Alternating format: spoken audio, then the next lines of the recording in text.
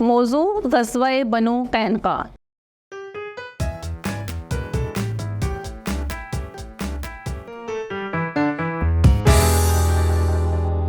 السلام علیکم عزیز طلباء و طالبات، میں آپ سب کو مون لائٹ انٹرنیشنل پبلشر کے ڈیجیٹل تعلیمی پلیٹ فارم پر خوش آمدید کہتی ہوں۔ آج ہم غزوہ بنو قینقاع کے پس منظر، واقعات اور نتائج کے بارے میں پڑھیں گے۔ جیسا کہ آپ جانتے ہیں کہ مدینہ منورہ میں یہودیوں کے 3 قبائل آباد تھے۔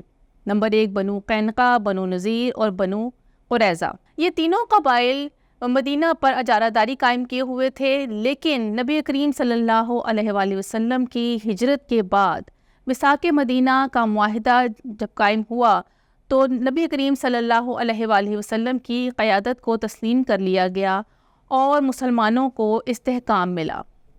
یہودیوں کو اپنی اجارہ داری ختم ہوتے ہوئے نظر آ رہی تھی، جسے وہ برداشت نہیں کر پا رہے تھے، اور اس معاہدے کی روح سے اگر کوئی مدینہ پر حملہ کرے گا تو مدینے کے تمام باشندے، تمام مذاہب کے لوگ مل کر ان کے خلاف جنگ لڑیں گے اور کوئی بھی قریش مکہ کا ساتھ نہیں دے گا۔ غزوہ بنو قینقاع کی وجوہات میں ایک وجہ یہ تھی کہ جب قریش مکہ نے جنگ بدر مسلمانوں پر مسلط کی تو معاہدے کے مطابق تو یہودیوں کو مسلمانوں کا ساتھ دینا تھا، لیکن بنو قینقاع کے قبیلے نے غیر جانبدار ہونے کا اعلان کیا اور مسلمانوں کا ساتھ نہیں دیا۔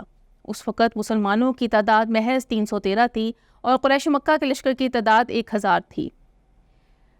معاہدے کی روح سے یہودیوں کو مسلمانوں کا ساتھ دینا تھا، لیکن جب انہوں نے معاہدے کی خلاف ورزی کی تو اللہ تعالیٰ نے مسلمانوں کا ساتھ دیا اور فرشتوں کی مدد سے مسلمانوں کی مدد فرمائی اور مسلمانوں کو فتح نصیب ہوئی۔ جنگ بدر میں مسلمانوں کی فتح سے نہ صرف یہودی، منافقین اور قریش مکہ ناخوش تھے، بلکہ یہودیوں نے اور منافقین نے مسلمانوں کے خلاف سازشیں مزید تیز کر دیں، اور بنو قینقاع کا قبیلہ بہت بہادر اور مالدار سمجھا جاتا تھا، اور اس نے قریش مکہ کو اس بات پر اکسایا کہ وہ جنگ بدر کا بدلہ لیں، اور اس بات کی بھی یقین دہانی کرائی کہ جب قریش مکہ مسلمانوں پر، مدینے پر حملہ آور ہوں گے تو وہ ان کا ساتھ دیں گے۔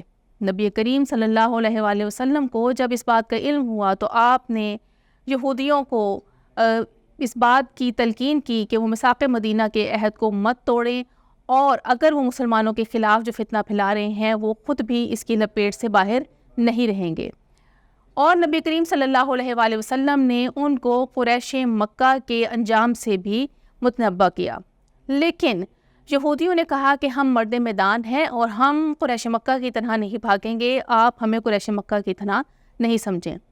اسی دوران ایک اور واقعہ پیش آیا جس میں ایک مسلمان عورت بنو قینقاع کے بازار میں ایک سنار کے پاس کچھ زیورات لینے کے لیے گئی۔ یہودیوں نے اسے اپنا چہرہ عیاں کرنے کے لیے کہا، اور لیکن اس عورت نے دستور پردہ قائم رکھا۔ یہودیوں نے ایک شرارت کی اور ایک یہودی نے اس عورت کی چادر کو کسی چیز کے ساتھ پیچھے باندھ دیا، اور جب وہ عورت کھڑی ہوئی تو اس کی چادر اتر گئی۔ یہودی یہ دیکھ کر ہنسنے لگے، اور ایک مسلمان کو اس مسلمان عورت کی بے حرمتی پر بہت غصہ آیا اور اس مسلمان نے اس یہودی کا قتل کر دیا۔ جواباً یہودی نے بھی دوسرے یہودیوں نے اس مسلمان کو قتل کر دیا۔ اب مسلمان جوابی کارروائی کے لیے آمادہ ہوئے تو یہودی اپنی دکانیں بند کر کے بھاگ گئے اور قلعے میں اپنے آپ کو بند کر لیا۔ نبی کریم صلی اللہ علیہ وآلہ وسلم کو جب اس فتنہ انگیزی اور بے حرمتی کا پتہ چلا تو آپ لشکر اسلام کے ہمراہ 15 شوال 2 ہجری کو بنو قینقاع کے قلعے کے قریب گئے اور ان کا محاصرہ کر لیا۔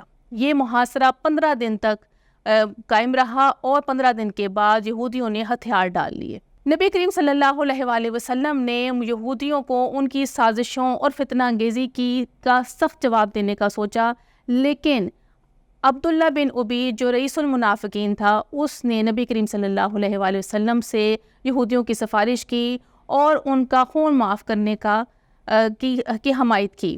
نبی کریم صلی اللہ علیہ وآلہ وسلم نے اس کے کہنے پر یہودیوں کا خون معاف کر دیا اور ان سے کہا کہ اب وہ مدینہ چھوڑ کر چلے جائیں، اور 3 دن کے اندر وہ مدینے سے چلے گئے اور شام میں جا کر آباد ہوئے۔ اس طرح نبی کریم صلی اللہ علیہ وسلم اور مسلمانوں کو اللہ تعالیٰ نے فتح نصیب کی اور وہ غزوہ بنو قینقاع میں مسلمان فتح یاب ہوئے۔ اس غزوے سے معلوم ہوتا ہے کہ کسی کے ساتھ کیا جانے والا معاہدہ جو ہے اس کی پاسداری کرنی چاہیے، دوسرے مذاہب کے ساتھ رواداری کا سلوک تو کرنا چاہیے، لیکن اسلام کے اصولوں پر آنچ نہیں آنے دینی چاہیے اور دوسرے مذاہب کے لوگوں کی سازشوں سے باخبر رہنا چاہیے اور بر وقت ان کی سرکوبی کے لیے تیار رہنا چاہیے۔ امید کرتی ہوں کہ آپ کو غزوہ بنو قینقاع کے اسباب، واقعات اور نتائج کے بارے میں آگاہی حاصل ہوئی ہوگی۔ اللہ حافظ۔